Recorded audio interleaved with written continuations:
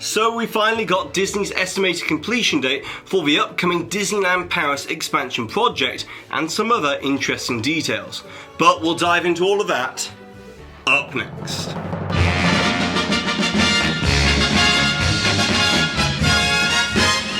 Hi there Waltoneers, I'm Jack. This is of course DSNY Newscast. First of all, I just want to say apologies as I've still got a slight bit of a cold at the moment, so sorry about that in this video. But either way, let's get straight into it. So we've talked quite a lot about the exciting new expansion that was previously announced back in February of this year to be coming to Disneyland Paris. As now that this resort is under full Disney ownership, many more updates, announcements and new additions are expected in the coming years. And that's where this whole thing kicks off for today. As only a few weeks ago, we covered new details that had been publicly disclosed for the size and the scope of the Frozen and Star Wars lands coming to this park. But here's where we get to the big stuff, as we now know, thanks to an official summary released by Disneyland Paris to Marne-la-Vallée, that the expected date that all of the construction will be completed as part of this €2 billion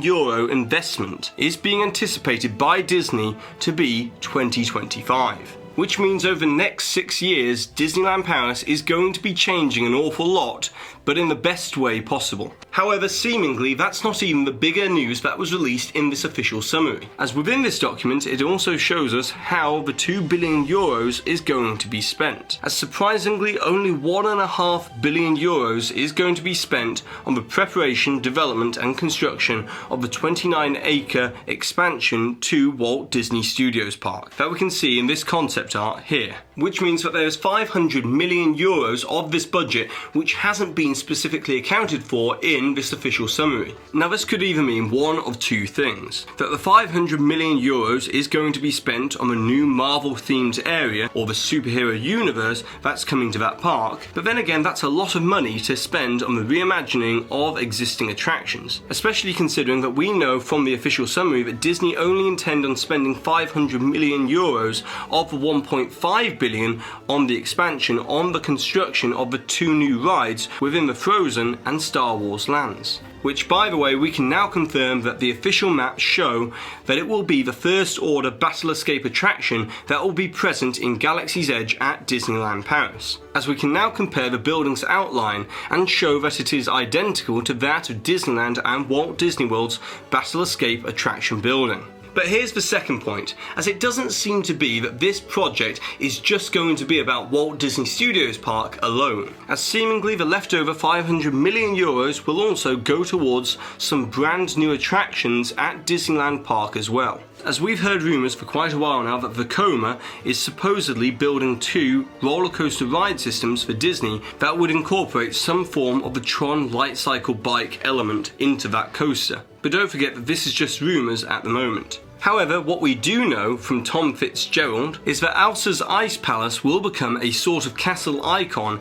in Walt Disney Studios Park. And thanks to these overhead expansion plans, we now know that there is an earmarked expansion zone for an entirely new land to be added around the lake area here. Now that's all very exciting for Disneyland Paris, but now let's talk about some developments to do with the US Disney parks. As Disney have now confirmed the closure date for the Tomorrowland Speedway, as it will be closing for roughly a 6-month-long refurbishment from January 2nd of 2019, with an estimated early to mid-summer reopening. Now in this refurbishment, we're not going to see the rumoured thematic changes to the Speedway to match that of the currently under construction Tron Light Cycle coaster being built at the back of it, but instead, when the Speedway reopens, it will have a slightly altered track layout, mainly for the reason that the extended footprint of the Tron coaster, which accounts for walkways and also the entrance, will slightly encroach into the Tomorrowland Speedway's territory. But before we get into more news to do with the Disney parks, I just want to take a very quick opportunity to say thanks to Mickey Travels for sponsoring this episode, as Mickey Travels are one of only a select few travel agencies in the entire world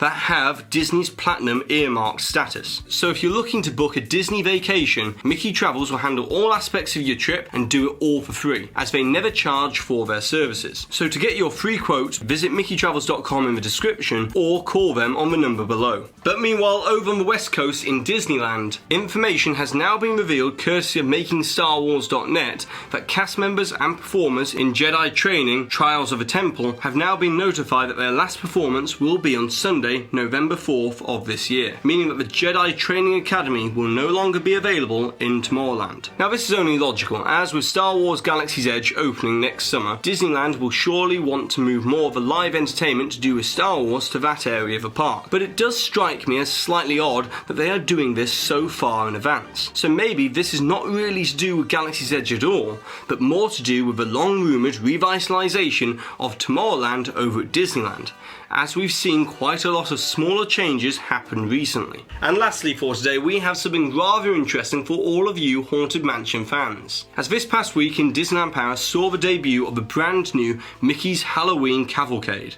which is sort of a parade mixed in with some show elements in front of the castle. However, the big thing here is that despite Phantom Manor being closed for a year-long refurbishment that will bring new magic to this opening day attraction, Phantom Manor is now represented with its own parade float that features the bride, the Phantom, and even some Vincent Price narration.